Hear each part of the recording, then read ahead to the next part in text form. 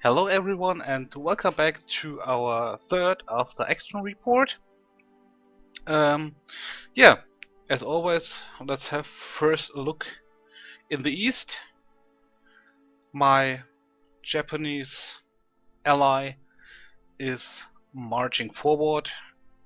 Um, to be honest, I didn't have it on my plan that he is marching to Australia due to the fact that at the moment I'm very busy at the European theater.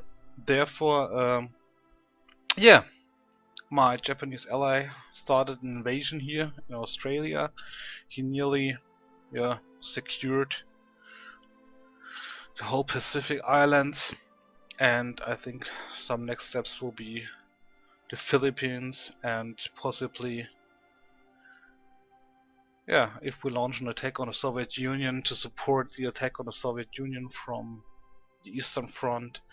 Otherwise, I think he has now the possibility to throw all his divisions and ships against the American player. Up to now, the American player, as far as I see at the moment, is fully engaged with all his airplanes and resources on the European theater.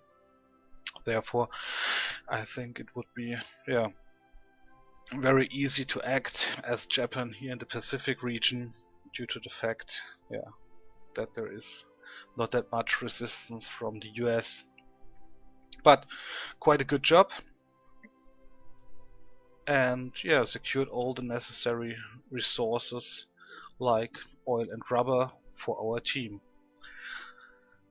Let's move a bit more in the west. In South Africa, Italy nearly secured whole Africa. At the moment there are some battles between the Italian and the French player, due to the fact that we engaged the French player now because I think it was the right time to lead the attack.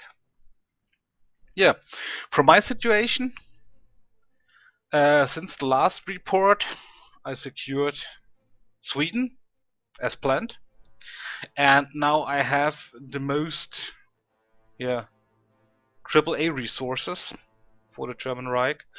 I have the oil from Romania and tungsten and chromium from Sweden, which is AAA resource for my Panzer production. From the situation, as planned, or as also said in my last video, I tried to lead the attack against the French player from the northwest, from Antwerp, Brussels, the Belgium region, to France. The problem was, I was not aware that he built fortifications also here at the Belgian border, and not only at Maginot Line. So therefore, this attack was a bit stuck for nearly 1 month. And then I historically made a non-aggression pact with the Soviet Union, which were accepted. And therefore I had the possibility to throw all the divisions I had in the east to the Western Front. Because I'm here engaged at the Western Front, first of all they have big defense lines, big fortifications, and I'm playing here against the American, the British, the Canadian, the Netherlands, against French. South Africa is somewhere, and I'm fighting here at the northern French border against nearly the whole world. Republic of Spain is also engaged here, which makes it quite difficult for me. My ally, Italy, has problems at his own border because he's attacked by the French, and there is no support from Italian side. The Japanese ally is do a quite good job in the Pacific region, but it's too far away. So my problem is, at the moment I'm fighting against the whole world at one border which is fortificated. And in my opinion, fortifications normally make no sense. I have another style of defense. I have normally a defense line and then mobile tank or armored or mechanized divisions in the back line to support the front line which is attacked. But this is quite very difficult job for my infantry at the moment to break through those fortifications. But my tank divisions made a quite good job. I took von Manstein as tank commander because he has also the trait Fortress Bastard to break through the fortifications, and at the moment I have a small break in here, and now I try, or the plan is to cut off the Maginot line here to the Swiss border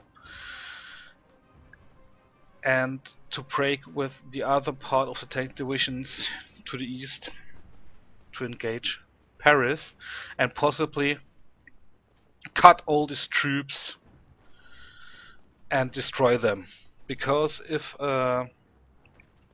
this plan will work, and I have really the possibility to cut off all the American infantry, the English tank divisions, the Canadians and so on, I think this will be a great step to the final win of this game, because nearly my enemies will lose, I think, around about 30 to 40% of their fighting capacity if I destroy all those divisions.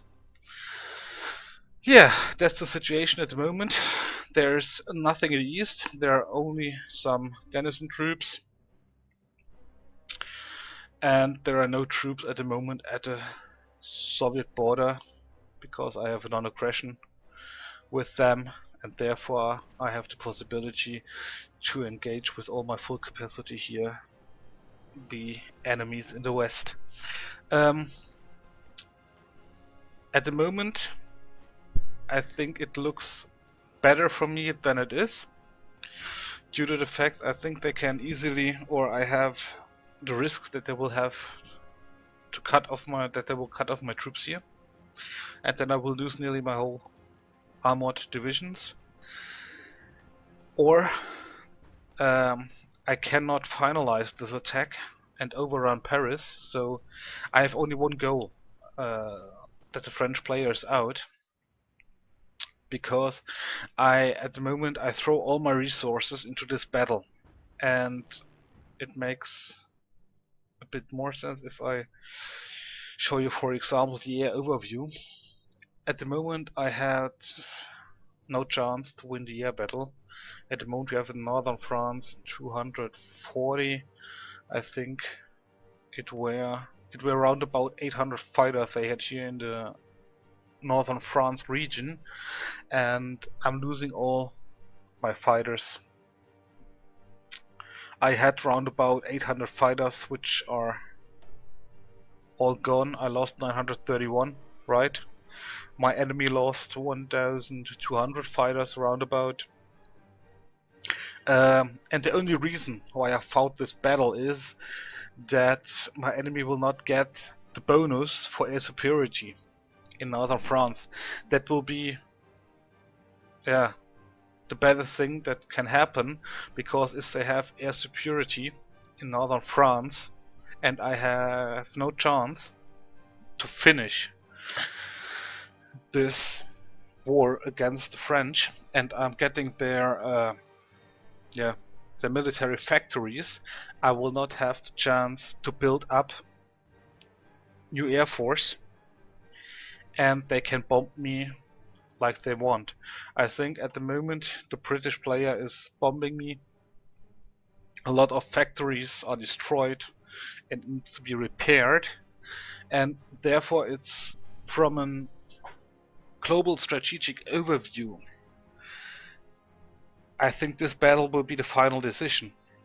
If I do not have the chance to finalize this war quite soon, they will bomb me to the Stone Age, and yeah, I will lose the possibility to act. And when Germany is in a position where it can only react, that's not good, because you do not have the resources to fight against all those enemies. And Germany, I think, or from my strategic setup, I need to act with my divisions, with my army, with my industry, which all parts to support this war. And if I lose this capability to act and to create plans and only on the reaction side, I think this game is gone, and Germany will not have the possibility to come back in the game. Therefore, yeah, I do not have any special ideas at this after action report, because the attack is launched, and yeah, the further ideas, as I already said, is to cut off the Maginot Line to the Swiss border, and to try a cut off to the coast to get all those divisions destroyed, and to take as soon as possible Paris. The air battle, for me, it's definitely lost. I lost all my fighters.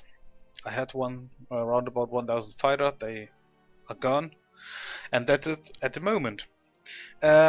At a short outlook, I hope that my Italian supporter can hold his line at northern Italy. If this defensive line breaks, we definitely have a bigger problem than I have if I not bring this attack to success. Plan B is go back to set up defensive positions here at the big rivers, and that's it. And then we have to wait on the bombers and on the attack of the Allied forces. But hopefully, I'm quite optimistic that this attack, or that all the attackers will do their job, and that we will win this war. Yeah, hopefully with my next after action report I can report some success on this campaign. Otherwise, we can discuss how we will defend Germany for the next years. So that's a short overview, and yeah, hopefully I come back with much more topics. Let's have a short look at logistics. At the moment I'm still quite good stocked with my heavy tanks, light tanks, medium tanks, and so on. My industry did a good job. I have something in the stockpile, so this war is not lost if I lost this campaign, but it will be much more difficult than it is for now. So hopefully you enjoyed the short overview, and yeah, hopefully see you to the next after action report. Bye bye.